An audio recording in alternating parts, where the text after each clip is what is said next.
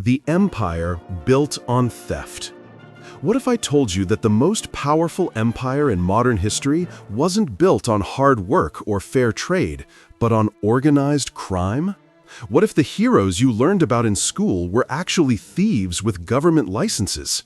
What if everything you thought you knew about the British Empire was a carefully polished lie? Stay with me, because what I'm about to show you will change how you see power forever. The British Empire wasn't built in boardrooms. It wasn't built by honest merchants shaking hands over tea.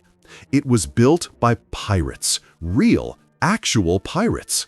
Except these pirates had something most criminals could only dream of: official permission from the Queen herself.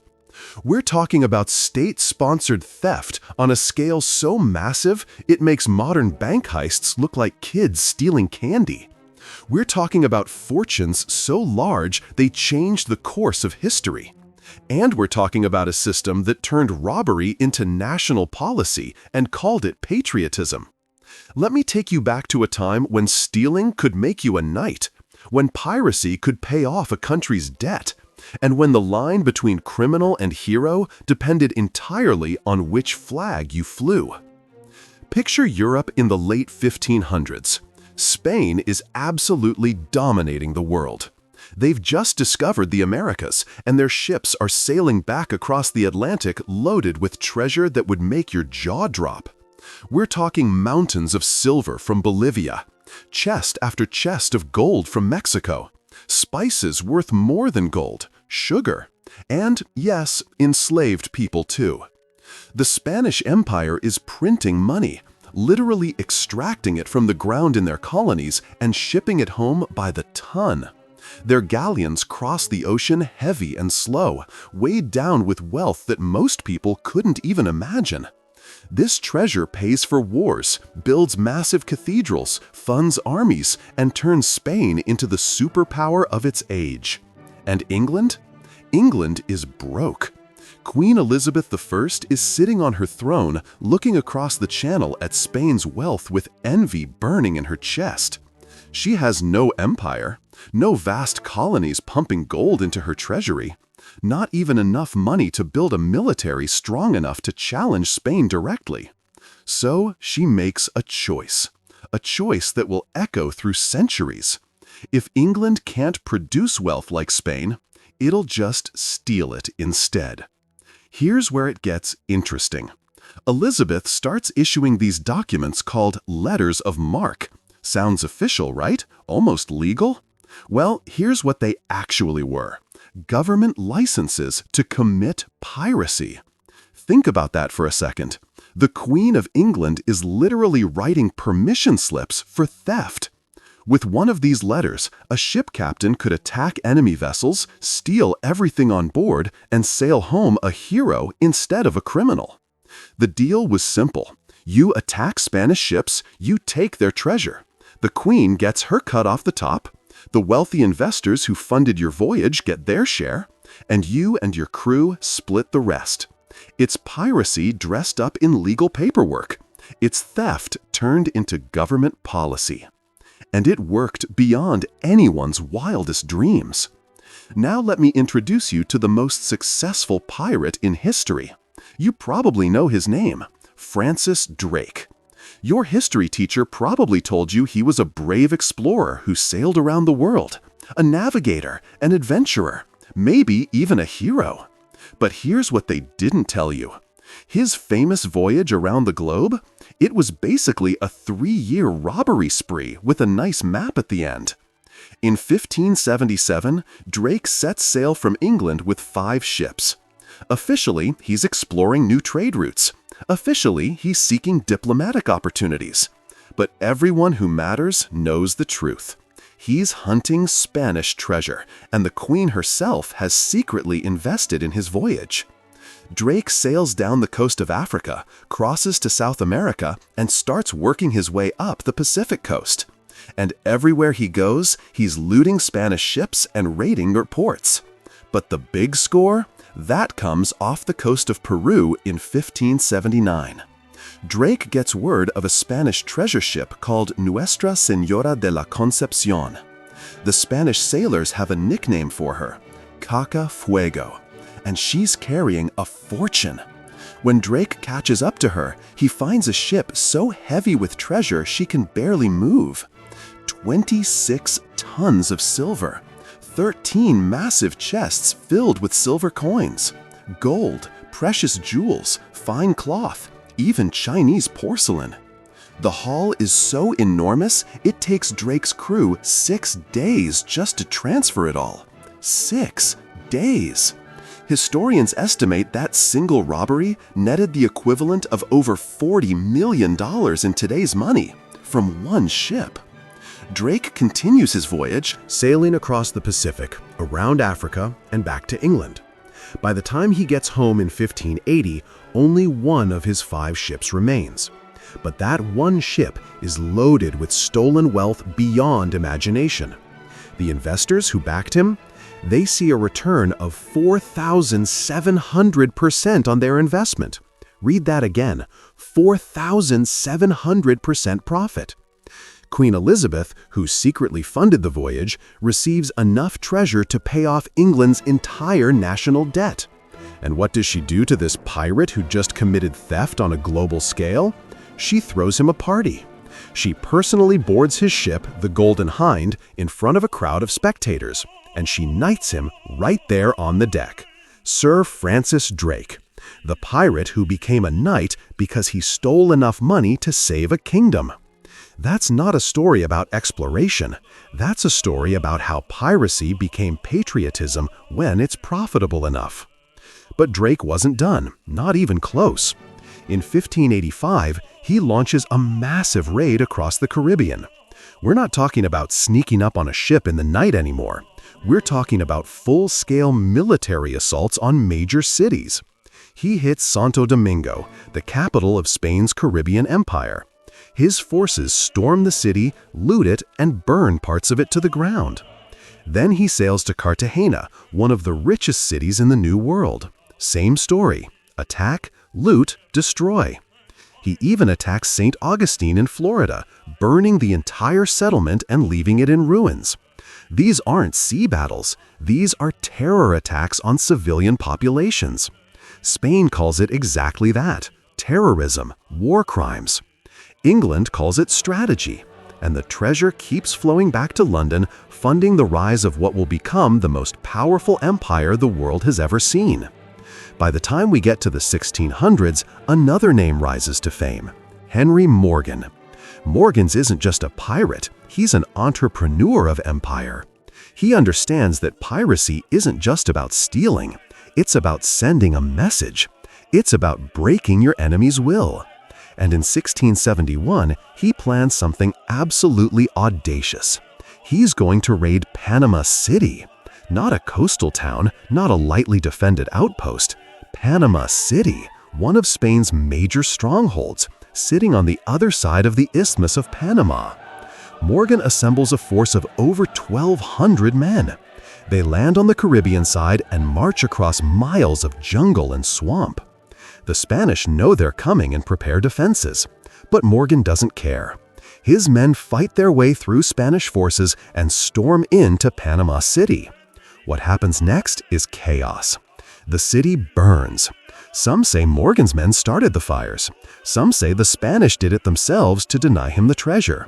Either way, Panama City goes up in flames.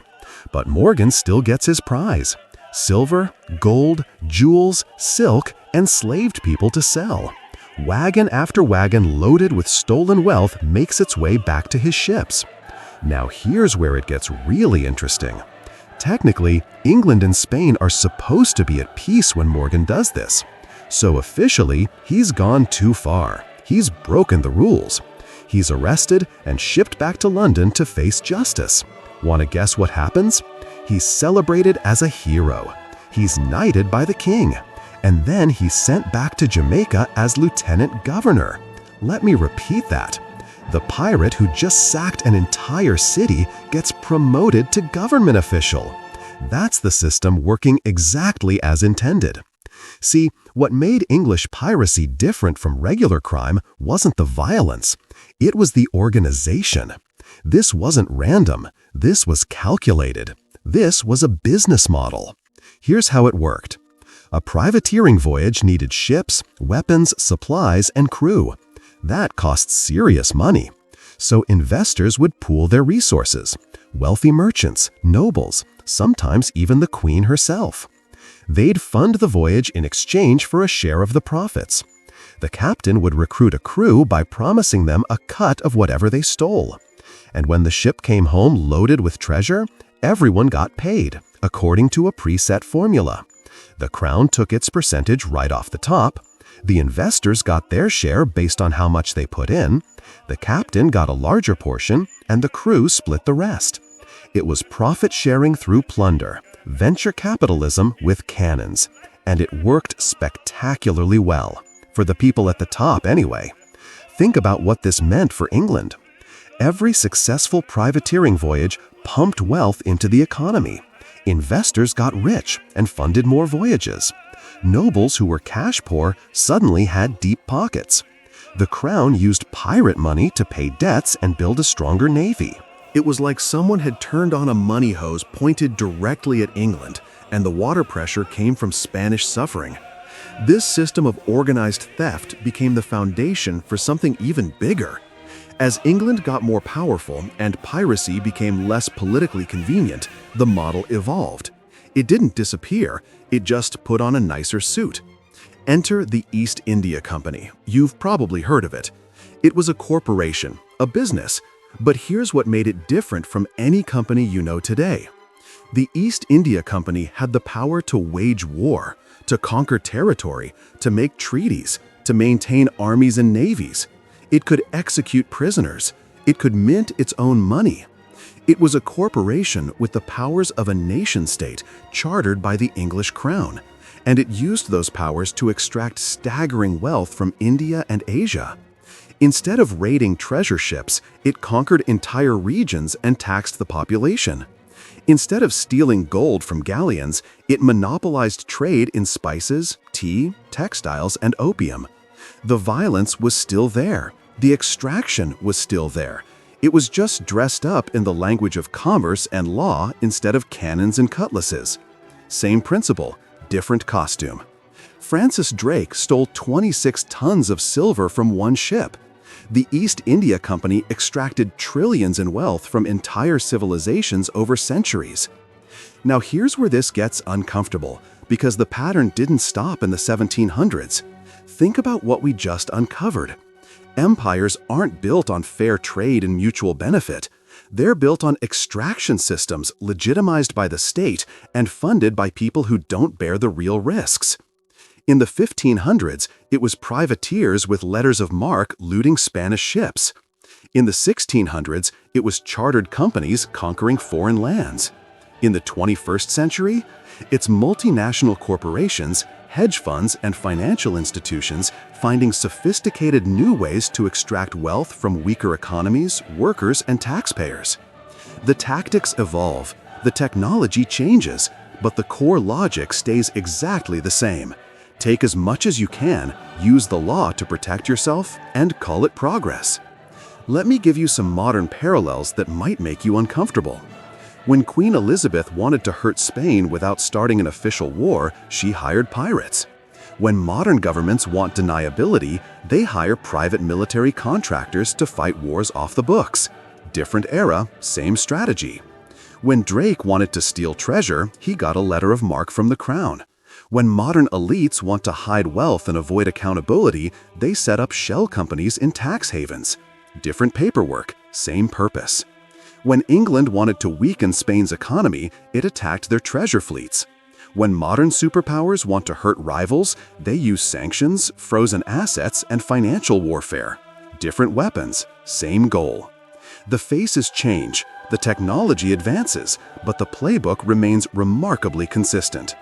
So why does this matter to you sitting there watching this video centuries after Drake sailed the seas?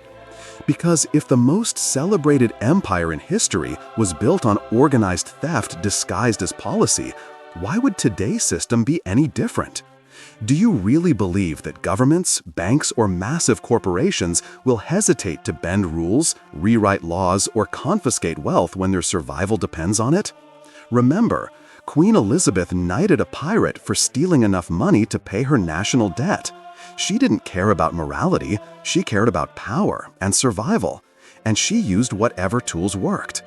That's not ancient history. That's a pattern of behavior that runs through every system of power that's ever existed. Here's the uncomfortable truth. The rules are rewritten whenever it benefits the powerful.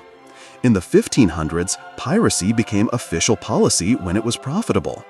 In the 1930s, the United States made it illegal for citizens to own gold and forced them to sell it to the government at a fixed price. In our lifetime, inflation quietly confiscates a portion of your savings every single year, while officials call it economic policy. Different tools, same principle. When the system needs your wealth, it will take it, legally. So what's the lesson here? Real wealth isn't what governments or institutions promise you. It's not numbers on a screen that can be frozen with a keystroke. It's not currency that can be printed into worthlessness. It's not assets that exist only because a system says they do. Real wealth is independence. It's skills that remain valuable regardless of who's in power. It's knowledge that can't be confiscated. It's assets that exist outside systems designed to extract from you. It's the ability to survive when rules change, because rules always change to benefit those writing them. The British Empire didn't rise because it played fair or worked harder than everyone else. It rose because it weaponized money and violence, turned pirates into heroes, and built global dominance on the foundation of stolen wealth. And history whispers the same warning across the centuries. When governments need money, they will find their pirates. Sometimes those pirates sail ships under the Jolly Roger. Sometimes they wear suits and run central banks. Sometimes they manage hedge funds that bet against entire economies.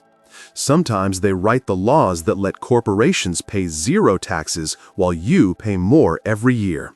But the result is always the same. The system survives, the powerful stay powerful, and regular people pay the price. The empire built on theft didn't end with the British. It evolved, it adapted, it learned to speak the language of economics instead of cannon fire. But it never stopped extracting, it never stopped taking, and it never stopped rewarding the people who serve it best, whether they're raiding Spanish galleons or raiding pension funds. Francis Drake died wealthy and honored. Henry Morgan became a governor. The investors who backed them built dynasties that lasted generations. And the people they stole from? History barely remembers their names. That's the real conspiracy. Not a secret society in a shadowy room, just a pattern as old as power itself. Take what you can, legalize it if possible, and write the history books to make yourself the hero. If this changed how you see the world, hit that subscribe button, because history has all the answers. You just need to know where to look, and I'll keep showing you. The empire built on theft is still here. It just changed its name.